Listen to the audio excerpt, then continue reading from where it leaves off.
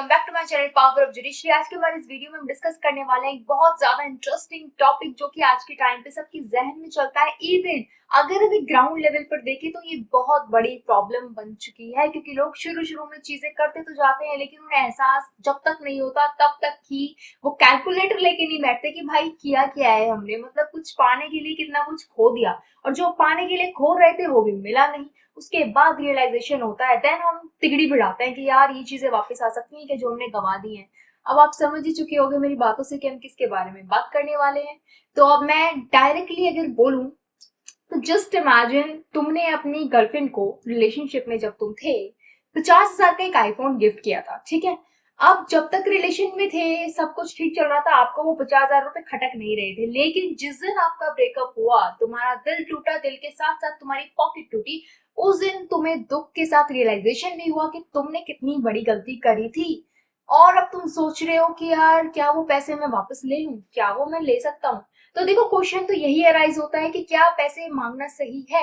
अगर लॉ के नजरिए से देखें तो क्या आप पैसे मांग सकते हो, या फिर लॉ ये कहेगा कि भाई भूल जा, निकल यहाँ से, चल, कुछ नहीं मिलने वाला, भूल जा बेटा अब तो देखो अगर हम लॉ की नजर से देखें कि लॉ क्या कहता है, तो लॉ कहता है कि अगर आपने पैसा गिफ्ट की तरह दिया था, ठीक है, अगर आपने गिफ्ट की तरह दिया है यानी कि विदाउट एनी कंडीशन, किसी भी तरह की कोई कंडीशन के अलावा, जैसे कि होता है ना कि हम किसी को बर्थडे गिफ्ट, एनिवर्सरी गिफ्ट के नाम पर काफी सारी चीजें गिफ्ट कर देते हैं और कोई पूछता है कि अरे इतना बड़ा गिफ्ट क्यों, इतना महंगा क्यों, कितने का आया, अरे तो भूल जाना, तू क्यों ये सब चीजें सोच रही है, आम खाओ गुठली मत गिनो, ये सारी बातें बहुत आओ भाव में आके बोलकर हम गिफ्ट दे देते हैं। उस टाइम पे नहीं सोचते कि ये गुठलियां कितनी महंगी पड़ रही हैं।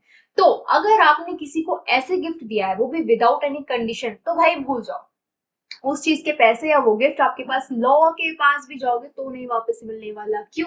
क्योंकि कॉन्ट्रैक्ट एक्ट 1872 ये क्लियरली बोलता है कि गिफ्ट एक बार दे दिया जाए, दे दिया गया हो तो नो रिटर्न पॉलिसी है, मतलब आप रिटर्न उसे नहीं ले सकते हो ये कहकर कि मैंने इस बंदे को ये दिया था। लॉ भी ये पूछेगा ये दिया था तो कुछ किसी कंडीशन पे दिया था, एज अ लोन दिया था, क्या कहकर दिया था।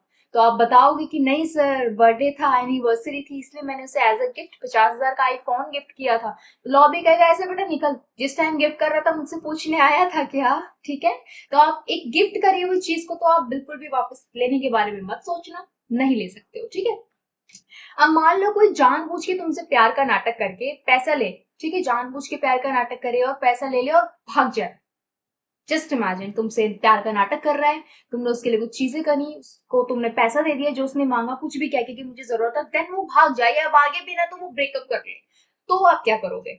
तो देखो 2023 में ना एक ऐसा केस था कि एक लड़का अपनी एक्स गर्लफ्रेंड से 1 लाख वापस मांग रहा था, ठीक है। कोर्ट के पास आया, उसने कहा कि मैंने अपनी गर्लफ्रेंड को ऐसे ऐसे, जब हम रिलेशनशिप में थे, एक्स गर्लफ्रेंड को 1 लाख रुपए दिए थे और अब मुझे वो वापस चाहिए। पर कोर्ट ने क्लियरली बोला कि भाई साहब गिफ्ट दिया था, आप रोना धोना बंद करो, ये रोना धोना हमारे आगे आके मत करो, गिफ्ट दिया था तुमने, कोई लोन नहीं दिया था तुमने, तुमने ये बोलकर या किसी एग्रीमेंट पे साइन करवा कर पैसे नहीं दिए थे कि 1 लाख रुपए इस कंडीशन पे दे रहा हूँ और इतने मंथ में तुमसे वापस ले लूंगा। अगर ऐसा कुछ होता, कोई एग्रीमेंट, कुछ कॉन्ट्रैक्ट वगैरह तुम्हारे बीच में होता तो फिर हम कुछ सोचते, लेकिन जब कोई कॉन्ट्रैक्ट ही नहीं था, तुमने तो ऐसा गिफ्ट दे दिया था उस टाइम पे, अब क्या आ रहा है हमारे पास रोते हुए, अब कुछ भी नहीं हो सकता है, ठीक है। तो देखो अगर तुम्हारा दिल टूटा है तो लॉ के पास फेविक्विक या वो क्या होता है फेविकॉल तो है नहीं, ठीक है। इमोशनल डैमेज का कोई कंपनसेशन सिस्टम इंडिया में नहीं है।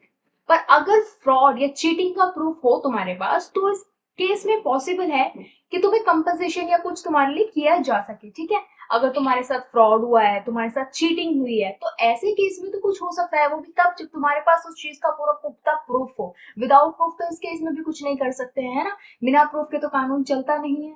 तो तुम्हारे हिसाब से ब्रेकअप के बाद पैसा मांगना सही है या गलत है, इस चीज को मुझे कमेंट सेक्शन में जरूर बताना। लीगल वर्सेस इमोशनल आप किस साइड हो, कमेंट करके जरूर बताना। आई होप ये वीडियो आपके लिए बहुत ज्यादा हेल्पफुल रही होगी। ऐसी और ज्यादा इंटरेस्टिंग पॉइंट्स को जानने के लिए, फैक्ट्स को जानने के लिए मेरे चैनल को सब्सक्राइब करें, वीडियो को लाइक करें और अपने ऐसे दोस्तों के साथ जो कि जब मन आए, जैसा मन आए, किसी के भी साथ रिलेशनशिप में आने के बाद गिफ्ट्स के नाम पर चीजें करते हैं, उन्हें जरूर शेयर कर देना।